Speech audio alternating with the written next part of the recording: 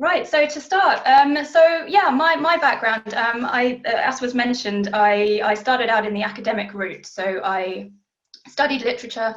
I then went on to focus on children's literature in a master's and a Ph.D.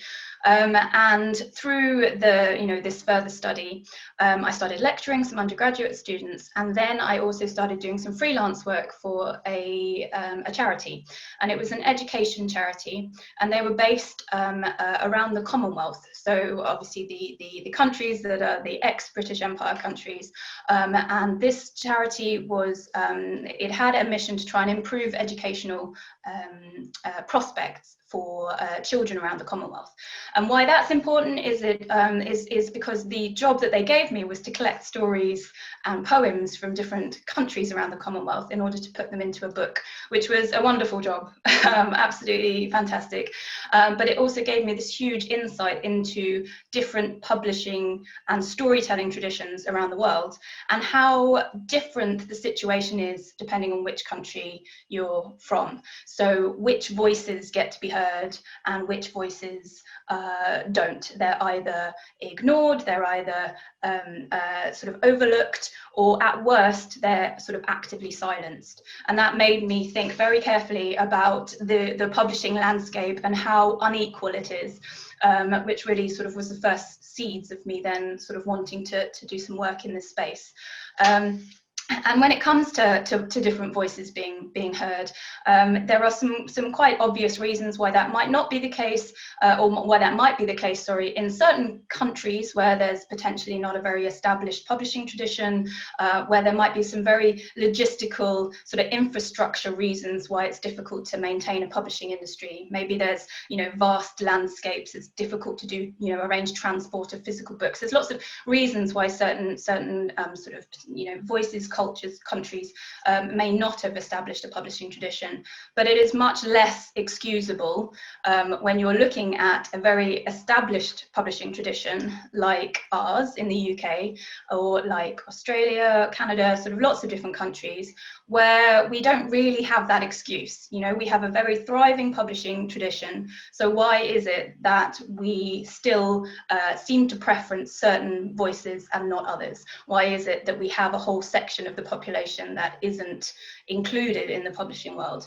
And so I'm going to sort of start talking a bit about why I think this is the case, and it was really those questions that I started asking that made me think, well, what can I do about it now that I know that this is the situation? I hadn't really thought about it before, but as soon as I started thinking about it, okay, what can I do? And perhaps it was a bit of a crazy conclusion to jump to, but I decided to set up my own publishing house, thinking that if these books don't exist, then maybe I can publish them. And there was also a really personal reason for taking that step, and that was because my sister married a man whose parents had emigrated from Hong Kong. So I knew there was going to be little mixed race children in my family very soon, and I didn't like the idea of them growing up not being able to see themselves reflected in the books that they were going to read as a child. So yeah, took the plunge, set up Lantana, and we've been incredibly lucky to have received a lot of support over the years. We're into our sixth year now, I think, and we've created a wonderful team, and the mission behind what we do is that all children deserve to see themselves in the books they read. And that really underpins sort of all the choices we make, the authors we work with, the content of the books we publish, and also the team that we've developed. So we are 6 women, all women, and we represent a variety of different backgrounds, different ethnicities, different countries actually. I have one colleague in the Philippines, one in America at the moment, as we try and really live, like practice what, our beliefs in this area. So I think what's important in what we've decided to do, and what I've decided to do with my publishing house, is make the social mission, sort of the impact around what we're trying to achieve, very key to who we are as a business. This doesn't extend across the publishing spectrum, but in our case, it very much is, as I said, underpinning our reason for existing. And I think what the social aspect does, it gives us a way of measuring success that isn't necessarily just financially based. Success for us could mean that we have made that many more children see themselves in a book. And I think that impact can go across three different categories. One would be the children we're trying to reach in the first place, those kids who have been growing up not seeing their families, their experiences, their neighborhoods, in the books they've been reading. And when they do, that first glimpse into something that they recognize, that can have a huge impact on self-worth, self-esteem, feelings of belonging. I'm sure you all sort of have talked about this in previous sessions. But it goes beyond that too. It's also the children who, like me, the little ones growing up, who did see themselves reflected in books across the spectrum, but who now have a chance to build the kind of empathy and understanding and just wider sort of world view that would make them into sort of more rounded global little citizens. And of course, it's for the authors and illustrators we work with too, whose voices have, historically not been heard, and we're hoping to give them a platform to publish and a space to tell their stories. So I think any publisher can ask themselves the question: what is the purpose of publishing? Why do we publish? Why is it important? And any publisher can answer that. We're there to educate, we're there to inform, we're there to entertain, to inspire. But I think what helps us in creating a really passionate sort of team and a way forwards is the fact that we can also add to that the idea that we are trying to sort of facilitate social integration, social cohesion. We're trying to build a more caring, kinder society for the children of the future to grow up into. So I think it's a real privilege. It's very rewarding, but it is hard. It's hard work, and there's lots of reasons why it's hard work. Publishing, I mean, it'd be interesting hearing from the other publishers here, but publishing as an industry is not an easy one to navigate. It is historically known to be one that is very slow moving, often not particularly forward facing, and lots of bureaucracy in the larger houses, and change is slow. And one of the reasons is because it is an industry of high discounts and low margins. And by low margins, I mean that it's not that easy to produce books for that much less than you can sell them for. Does that make sense? It's not like the big tech industries where you can sell your creations for millions. It's you produce your book for a certain amount of money. The unit cost is not that much less than the price we sell it for. And for that reason, when you have a low profit margin, there's not a lot of room to play with. It's one where it encourages a volumes game. It encourages selling books in huge volume, and so that makes it more difficult for publishers like us to make a dent. That hasn't been helped by the sense that in the UK at least, well, I mean, I'm sure it's across the board, but again, I apologise for talking primarily based on UK sort of situation, because that's what I know. The big rise of online retailers like Amazon have meant that our prices are squeezed even further. And I think it's quite different in some of your countries. I believe there's a fixed book price across certain countries in Europe, but not in the UK, which means that retailers like Amazon can undercut you and undercut you and undercut you. So anyone who's selling your book can try to do so at the lowest price point to be able to beat the competition. So again, it means that it's a difficult industry to make money in.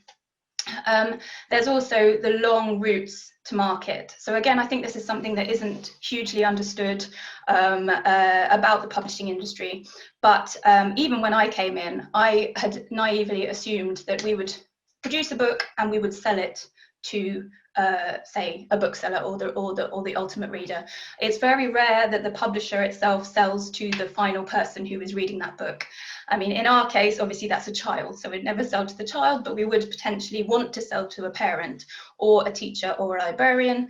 But it turns out that for most of the time, instead you sell to a big wholesaler, or you sell to a supplier who then sells on to potentially another supplier, but potentially a bookshop or a library, and then they sell on to the ultimate customer. So it's quite difficult to navigate that long chain. It's quite difficult to market to people who you don't know exactly who's buying your books. And it means that there's a system, a set of gatekeepers that come through in the process. And by gatekeepers, I mean people who are potentially going to stand in the way of that book reaching its ultimate reader. And that might be someone in the wholesaler who thinks, oh, that's a small publishing house, or oh, that's a title that's only going to appeal to a certain number of buyers. We won't take it up in very big quantities. We'll just gamble on a few. Or it could be a bookseller who thinks, well, again, it's not going to appeal to the majority of people who come into the bookshop. We'll put it sort of on the back shelf as opposed to on the table in the front window. Or it could be the press. It could be someone who's writing a review who only has a small column to write about the latest books coming out, and they're probably going to focus on the latest celebrity novel rather than a book by a new debut author. So there's lots of reasons why it makes it quite difficult to get your book sort of from here into the market. So the ultimate, so in fact, there will be a but a little bit in a minute, because what that means is that there is little appetite for risk. Whenever you have challenges getting books to market, there are people are going to try and minimize the risk as much as possible. And big publishers will do that in a variety of ways. They will tend to cater to the lowest common denominator. So they will tend to try and produce mass-produced titles for everyone, books that are going to appeal to the widest number of readers, which means they can print in the highest volumes and reduce their unit costs. That tends to lead to less diversity, because you're not going to gamble on a new voice or something unexpected in the market, because there's going to be this sense it's not going to reach the majority, it's not going to reach masses. And they will also take calculated risks, which means, again, I hope, stop me if you know this already, but big publishers at least, tend to gamble on a few, and this is literally a handful of books that they will then put a lot of money into, whether that's money into advances, money into advertising budgets. There will be auctions, bidding wars. There will be, sort of people fighting over a very few number of authors and books which they have decided are going to be their lead titles that year. So the Series A books, the A-list, and that means that there is less to go around for everyone else. So that means that there is less support when it comes to authors who haven't made that cut, and it's a difficult system all around. But that's publishers' way of trying to minimize risk by saying we're going to throw everything at this one and make it work. And also, of course, there's going to be a preference for established authors, ones who already have had some success. So it's much easier advertising and marketing a book where you can say it's the next one by this famous author, rather than trying to introduce a new voice into the market. So this is not all doom and gloom. This is just the way that publishing works, and I think it makes sense to sort of understand, the industry before you move into it, and some of the barriers. But there will be lots of positives too. And I think one of the interesting parts of being an independent publisher, so we are a small independent, which is very, very different to the big mainstream publisher, and that means that we have the exciting position of being on the forefront and the vanguard of change, but we also bear a lot of the risk. So what we do is we will seek out those new voices. We will try and introduce new authors to the market. We will try and set new trends. We will try and call the industry as a whole to account for what it's not doing, for its failures, which is a really exciting position to be in. But it also does mean that we do then bear that risk, that we're not going to make it work, and we will tend to live or die by the risks we take. And we are probably most at risk from certain sort of more sort of wider threats. Threats is too strong a word. Challenges, I guess, within so challenges that come, for instance, COVID-19. I mean, so when we don't have when we're not particularly financially secure, or when we don't have very good cash flow, it's much harder to maintain your house when you're threatened with these kinds of events. And I know that lots of small publishers that I know, at least, have now had to sort of start running crowdfunding campaigns and various things just to sort of get them through this period. But it also sort of means that changes in consumer behavior are going to potentially hit you often harder than the bigger houses, but they may also be the thing that makes you. I'm talking about sort of key battlegrounds that are within the publishing industry at the moment, and areas that we are negotiating as we go forwards as an industry. One, I think I mentioned in terms of online retail, which is very much changing the way that people shop. And I don't know how much this is a conversation happening in your areas, and I think it probably is happening very openly. At least in the UK, we are having now this very big discussion between physical retail and online retail, and the high street bookshops tend to be the ones who are squeezed when online retail gets more and more established. We are always talking about Amazon as the enemy, and it is something that we have to understand is a huge force within publishing. You have to work with it as much as you possibly can. But I don't know if this has come to you yet, but we have recently seen the launch of a new entity called bookshop.org. It's come from the States. It's launched, I think, earlier this year in the United States. It's now launched in the UK, and I think it's coming out to various different European countries, which is why I'm mentioning it. And what they're trying to do is they're trying to say, okay, people are going to shop online. It's convenient, it's easy, it's efficient, it's all good. But how can we still support the high street at the same time? And their way is for, I think, 30% of their profits to go into high street bookshops in order to maintain them and keep them going while people are making this move to online shopping. And the reason that's important for us is that high street bookshops, independent bookshops, tend to be the champions of independent publishers. They tend to be the ones who will really take your new authors and try and launch them and do great things for you. They are usually a publisher's friend. So it's a key area, this debate between physical, online, and how we can really scale that gap. And the last one I'll mention is, of course, the obvious one between print and digital, which again is a conversation that is ongoing. There was a scare around 10 years ago, I think now, when everyone said the print book was going to die, and that everyone was going to be reading on ebooks forevermore. And obviously that hasn't happened. There's been, a take up of the ebook reader. There's been maintaining the print book reader, or people working out they want different formats at different points in their life or in their schedule. But I think what's different this year, and of course there's been such a huge take up of audio and ebooks this year particularly, which I think is a trend that's going to keep on going, is that the models for selling these books can be very, very different. So often audio and ebooks are now bought in subscription services.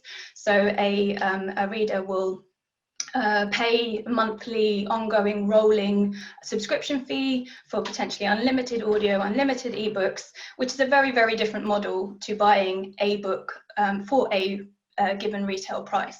So that's what's also an interesting space that is changing moment by moment in the publishing industry, and may also affect the way that we publish your books and various things going forward. So that for me sort of encapsulates a bit of what we are, what we are as an industry, what we're going through. But to end on a positive note, This is where inclusive publishing really makes its mark, because when publishers, and particularly independent publishers, become the vanguard of change, become the one who's trying to introduce new voices, we are moving towards a much more inclusive publishing scene. And I really think it is an exciting place to be. When I started 6 years ago, the landscape was very, very different. Even within the last 5 years, there has been a huge change. When I began, I could count the number of publishers in the UK who use the word diverse or inclusive in their publishing. And maybe on one hand, there were very few. There were no statistics or surveys done in the UK, at least. We had to rely on statistics from America, which were quite different. And now, fast forward a few years, we have nationwide surveys every year of the books that are published and how diverse they are, the authors who are producing those books, and we have very vocal social media movements. We need diverse books. We've obviously had Black Lives Matter this summer, which has given huge attention to the importance of diverse writing. So I think it's an exciting time. Large publishing houses, as well as small ones, are now seeking out writing from underrepresented groups, trying to find new perspectives, new ways of telling stories. The industry itself there are multiple initiatives now in place to diversify the workforce, so the editors, the marketing people, people in publishing itself, which is going to automatically help highlight a lack of diversity of content, if that's still the case. So yeah, an exciting moment is what I'm trying to say. I think it's something that we can take heart in. So it's a difficult industry, but it is one in which I think you would be sort of really well placed to say, right, we're bringing something new to this space and people are going to be looking out for you.